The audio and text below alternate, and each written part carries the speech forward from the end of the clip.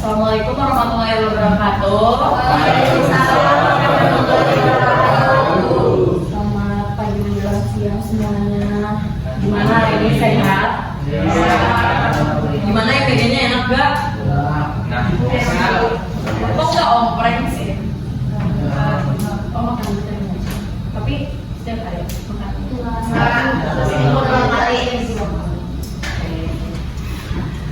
Baik, perkenalkan diri ya, nama saya Sambal Setiawan. Saya mahasiswa STAI Dr. Kaya Jadwal Hakim semester 5 jurusan Pendidikan Agama Islam. Izin praktek di sini ya, saya akan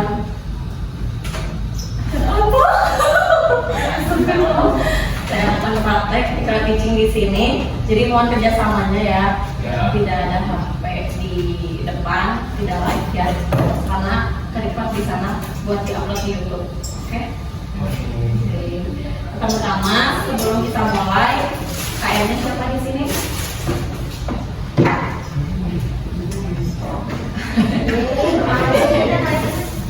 Sebelum dimulai kita berdoa ya sedikit sampai.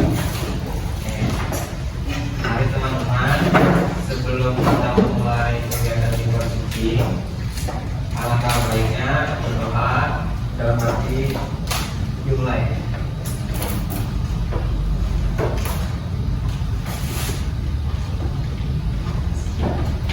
Amin.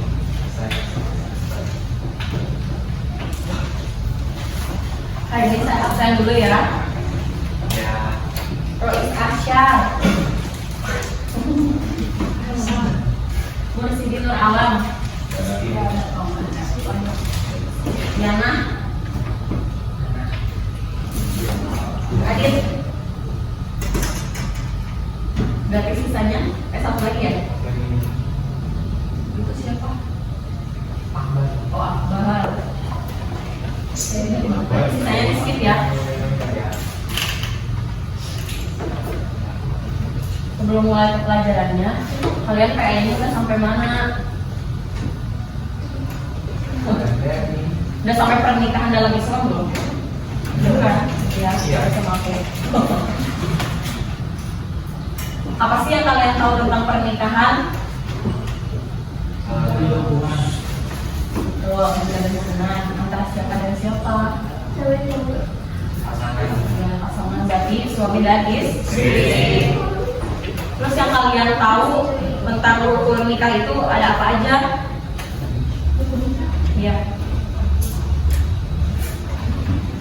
Ada yang tahu nggak?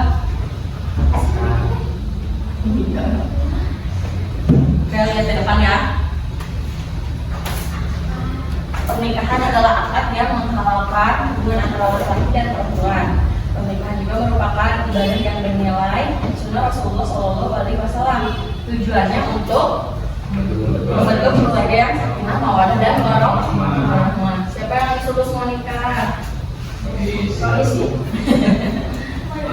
Slide selanjutnya ada dasar hukum pernikahan. Pada surat Al-Quran, Quran surat An-Nur ayat 32 dan Quran surat Ar-Rum ayat 21. Dan yang pertama ada hadis Rasulullah SAW tentang anjuran menikah. Terus ijma maulana yang dari lahir dalam pernikahan di Indonesia.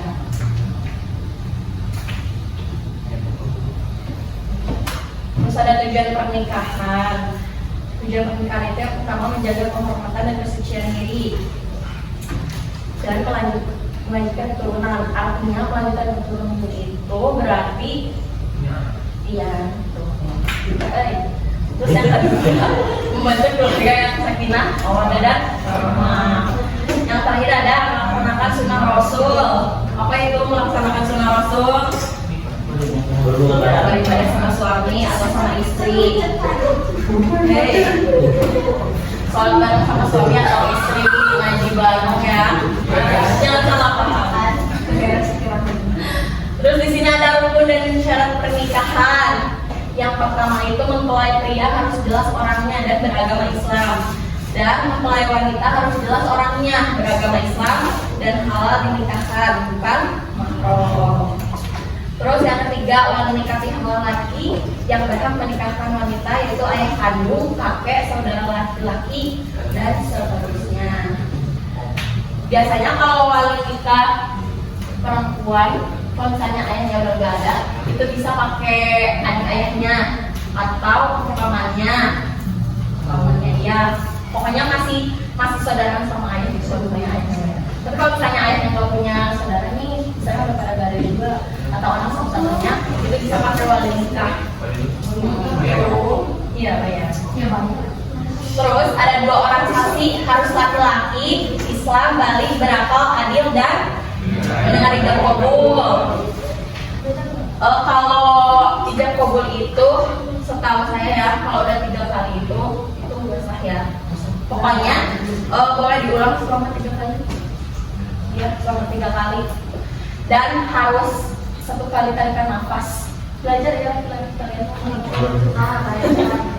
Dan yang terakhir ada ijab dan kabul. 3 pernyataan penyerahan dari wali, ijab, dan penerimaan dari mempelai pria atau kabul.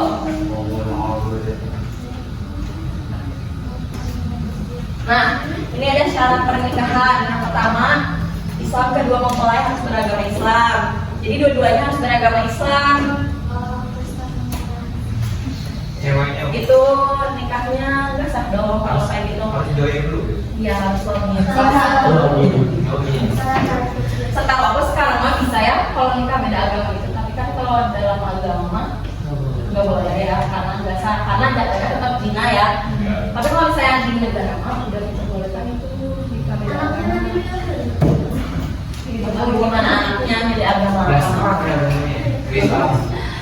Terus yang kedua bukan mahram. Kedua mempelai tidak memiliki hubungan darah, persusuan atau kemertuaan yang mengharamkan pernikahan. Jadi kenapa nggak boleh? Kayak misalnya kalian punya saudara nih ya, persusuan kayak saudara dari mama. Saudara dari mama kan dekat ya. Kecuali saudara dari ayah itu ada yang jauh itu boleh nikah. Tapi kalau dari saudara dari mama itu boleh nikah. Asal pokoknya kalau persusuan nggak boleh aja. Terus yang ketiga, suka sama suka. Pernikahan itu dilakukan atas dasar kerelaan, tidak ada paksaan. Jadi sekarang aku kan dia masih Nurbaya ya, dijodoh-jodohin. Sekarang mah nikah ya karena kita cinta ya.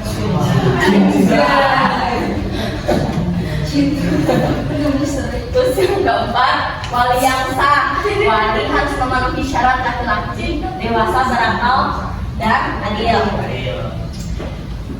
Nah selanjutnya, tidak dalam ihram. Kedua mempelai tidak sedang melakukan ibadah haji atau umroh, kecuali kalau mau akadnya di tempat bapak. Siapa yang mau akad di Mekah? Lalu ada mahar. Mahar adanya pemberian wajib dari mempelai pria kepada wanita. Menurut kalian ya kalau maharnya seperangkat alat sholat itu berat gak? Berat.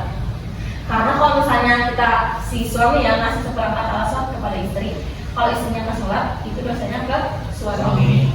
Jadi buat kalian laki-laki jangan ngasih seperangkat alat sholat kecuali kalau istrinya memang Islami banget, terus kayak keluarga kiai gitu. Terus yang terakhir itu saksi. 2 saksi yang memenuhi kriteria. Ya jadi saksinya yang beragama Islam, terus balik ya tidak stres, tidak ada saksi, terus yang pernikahan yaitu menyempurnakan separuh agama pernikahan. Pernikahan itu ibadah yang mulia dan membantu seseorang menjaga kesucian diri dari perbuatan haram. Lalu yang kedua ada ketenangan jiwa sakinah, menghadirkan ketentraman hati, rasa kasih, sayang, dan dukungan emosional, mengurangi beban hidup yang berat. Jika dibantu sendiri, siapa yang bebannya berat? Ada nggak? Nikah aja. Boleh nggak? Terus yang ketiga, menjaga kehormatan diri, menjadi benteng dari perbuatan zina dan maksiat dengan menyalurkan kebutuhan biologi secara sah. Kayak yang tadi, sampai dia nyampe sama kelas 10 ya orang ini kelas 12. Pokoknya Kalian belajar nggak tentang zina sama pergaulan bebas di kelas 10? Betul. Belajar? Masih ingat nggak? Ingat. Terus ada melanjutkan keturunan yang soleh, sarana sah untuk melahirkan generasi penerus yang beriman dan beramal soleh. Lalu meningkatkan keberkahan rezeki. Pernikahan yang diyakini membuka pintu rezeki dan keberkahan. Kalau ngasih nafkah itu ada dua buat istri ya. Mas Adi dengerin ya. Nafkah itu ada dua. Ada nafkah untuk istri beli skincare. Oh ya.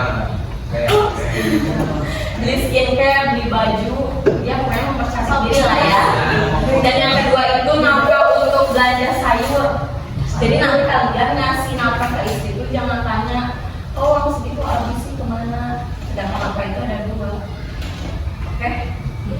Dan sama yang intinya juga ada dua, nafkah lahir dan batin.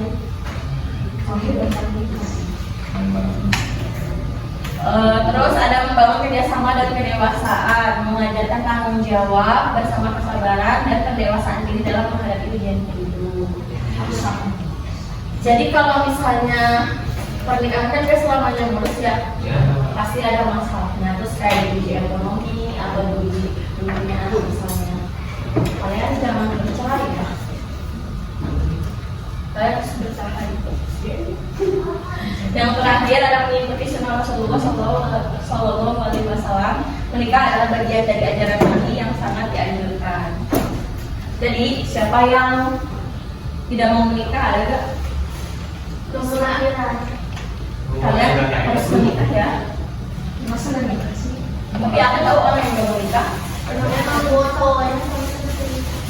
Tidak semua cowoknya. Tidak semua. Lalu ada etika dalam pernikahan, yaitu pondasinya niat dan akad. Pernikahan diniatkan sebagai ibadah gelar untuk meraih keridhaan Tuhan, dilakukan dengan akad yang sah, berkontor dilandasi kerelaan kedua belah pihak. Terus yang kedua, musyawarah bil ma'ruf, saling berbuat baik. Suami dan istri wajib memperlakukan satu sama lain dengan penuh kebaikan, kasih sayang dan pengertian. Kalau nanti kalian nikah ya buat laki-laki, kalau misalnya si perempuannya nggak ada nasabnya, nasabnya di bapaknya, kayak misalnya dia tuh ambil hasil dari kerja misalnya, itu nggak bisa diwaliin sama bapaknya. Terus kalau saya si orang tuanya, si orang tua perempuan itu nggak jujur kalau dia hasil anak di luar pernikahan, nanti dosa. Terus si bapaknya ngewaliin nih, tapi bapaknya nggak jujur kalau si anaknya itu hasil di luar pernikahan. Nanti si pernikahan anaknya itu nggak sah. Makanya bapaknya sama ibunya harus jujur kalau anak itu hasil di luar pernikahan. Jadi si anaknya itu bisa nikah sama wali ini, boleh nikah.